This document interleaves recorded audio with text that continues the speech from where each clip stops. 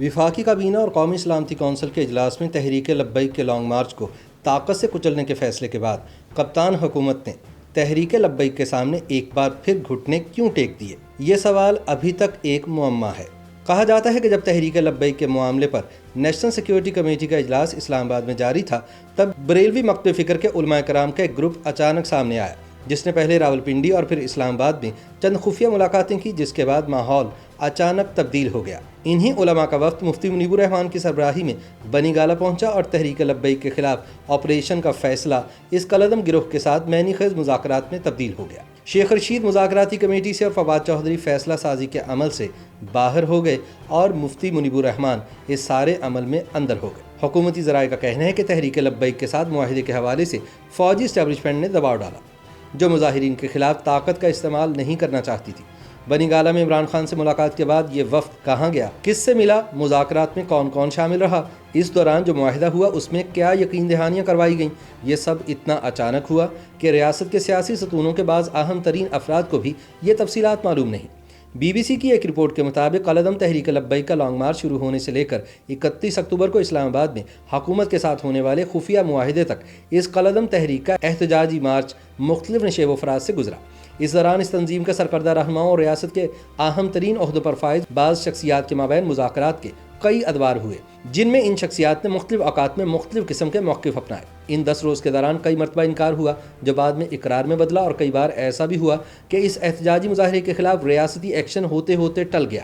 حکومت، فوج، ISI، بعض اہم قومی رہنماؤں اور خود اس کالعدم تنظیم کے رہنماؤں نے ان مذاکرات کے دوران مختلف طرح کے موقف اختیار کیے اور ریاستی سطح پر متضاد نوعیت کے اشارے ملتے رہے اور فیصلے بدلتے رہے۔ ذرائع کا کہنا ہے کہ حکمراں جماعت کی قیادت نے لاہور سے نکلنے والے تحریک لبیک کے لانگ مارچ کو بزور طاقت روکنے پر اصرار کیا تھا، جبکہ قانون نافذ کرنے والے اداروں نے اس بارے میں اعلیٰ ترین سطح سے تحریری حکم کے بغیر طاقت کے بھرپور استعمال کی مخالفت کی تھی۔ بتایا جاتا ہے کہ حالات تب زیادہ خراب ہو گئے جب حکومت نے تحریک لبیک کے خلاف طاقت کا استعمال کرنے کا فیصلہ کیا، لیکن دوسری جانب لاہور میں لبیک سے نمٹنے کی ذمہ داری نبھانے والے انٹیلیجنس ادارے کے ریجنل افسران نے اس کی مخالفت شروع کر دی۔ اسی شش و پنج میں پہلی رات گزری اور اگلی صبح تحریک لبیک کا لانگ مارچ لاہور کی حدود سے باہر نکل گیا۔ اس دوران تشدد کے واقعات میں پولیس اہلکاروں کی شہادتیں بھی ہو گئیں، کیونکہ انہیں طاقت کے استعمال سے روکا جا رہا تھا۔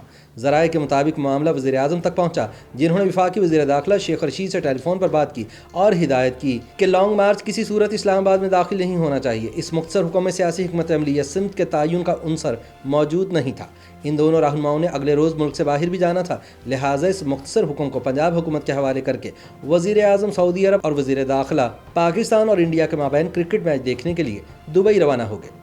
اس دوران تحریک لبیک کا مارچ رکاوٹیں توڑ کر آہستہ آہستہ آگے بڑھتا رہا۔ اس دوران تشدد کے واقعات بڑھے بھی اور مزید پولیس والے مارے گئے، تو وزیر اعظم نے وزیر داخلہ کو فوری وطن واپس پہنچنے اور تحریک لبیک کے ساتھ انگیج کرنے کا حکم دیا۔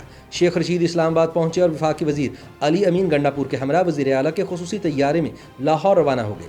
لاہور میں انہوں نے تحریک لبیک کی مرکزی شورا کے بعض اراکین سے مذاکرات کیے، جو بغیر کسی نتیجے کے ختم ہو گئے۔ شیخ رشید نے اس دوران مختلف ریاستی اداروں کے حکام سے رابطے کیے اور انہیں بھی ان مذاکرات میں کردار ادا کرنے پر راضی کیا۔ ان رابطوں سے واقف شیخ رشید کے بعض قریبی ذرائع نے بتایا کہ اس موقع پر طے پایا کہ تحریک لبیک کے سربراہ حافظ سعد حسین رضوی سے رابطہ کیا جائے، جو لاہور کی کوٹ لکھپت جیل میں قید تھے۔ یہ حربہ کامیاب رہا اور تحریک لبیک شورا کے بعض اراکین کی موجودگی میں سعد رضوی کے ساتھ ہونے والے مذاکرات میں حکومت ان سے کچھ یقین دہانیاں حاصل کرنے میں کامیاب ہو گئی۔ ذرائع کے مطابق ان میں سر فہرست یقین دہانی یہ تھی کہ جب تک حکومت اور تحریک لبیک کے درمیان بات چیت جاری رہے گی، ان کا احتجاجی مارچ جہاں ہے وہیں رکا رہے گا، اور یہ کہ وہ اسلام آباد کو ملک کے دوسرے حصوں سے ملانے والی شاہراہ GT روڈ کو کھول دیں گے۔ شیخ رشید نے بعد میں اپنے ایک قریبی ساتھی کو بتایا کہ حکومت کے ساتھ مذاکرات میں تحریک لبیک کے صف اول کے رہنماؤں میں سب سے زیادہ معقول اور لچکدار رویہ سعد رضوی نے اختیار کیا۔ شیخ رشید واپس اسلام آباد آ گئے اور سعد رضوی جیل واپس چلے گئے، لیکن GT روڈ پر حالات نہ بدلے۔ وزیر اعظم سعودی عرب سے وطن واپس اسلام آباد پہنچے اور اپنی جماعت کی کور کمیٹی سے ملاقات کی۔ شیخ رشید نے صورتحال پر بریفنگ دی، جس کے بعد مشاورت کا سلسلہ شروع ہوا۔ تحریک لبیک کی اسٹریٹ پاور کے ساتھ ساتھ اس کی مستقبل میں انتخابی مقبولیت پر بھی بات ہوئی۔ اس طویل اجلاس کی رودات سے واقف بعض ذرائع کہتے ہیں کہ انہوں نے PTI کے بہت کم ایسے اجلاس دیکھے ہیں جس میں اتنی واضح اور دلیرانہ بات چیت اور موقف سامنے آیا ہو۔ بعض رہنماؤں نے اس معاملے کو صلح صفائی سے حل کرنے پر زور دیا، جن میں شیخ رشید سر فہرست تھے، مگر بڑی اکثریت سے یہ رائے مسترد ہوئی اور تحریک لبیک کو ہر قیمت پر روکنے اور بغیر معاہدے کے گھر واپس بھیجنے پر اتفاق ہوا۔ اس اجلاس کے بعد وزیر اطلاعات فواد چودھری نے وہ معروف جملہ کہا کہ تحریک لبیک کے ساتھ عسکریت پسند گروہ کے طور پر نمٹا جائے گا۔ پنجاب کو رینجرز کے حوالے کیا گیا اور تحریک لبیک کے خلاف آپریشن کی تیاریاں شروع کر دی گئی۔ اگلے روز وزیر اعظم نے مسلح افواج اور انٹیلیجنس اداروں کے سربراہان کو بنی گالہ میں مدعو کیا اور اس معاملے پر مشاورت شروع ہوئی۔ عمران خان نے مشاورت مکمل ہونے کے بعد اپنا فیصلہ سنایا جو تحریک لبیک سے کسی بھی قسم کے معاہدے یا بات چیت کے خلاف تھا۔ وزیر اعظم نے اجلاس کو واضح طور پر بتایا کہ وہ ریاست کی ریٹ ہر حال میں برقرار رکھنا چاہیں گے۔ اگلے روز وزیر داخلہ سے کہا گیا کہ وہ پریس کانفرنس اور دیگر ذرائع استعمال کرتے ہوئے یہ پیغام سخت ترین لہجے میں تحریک لبیک تک پہنچائیں۔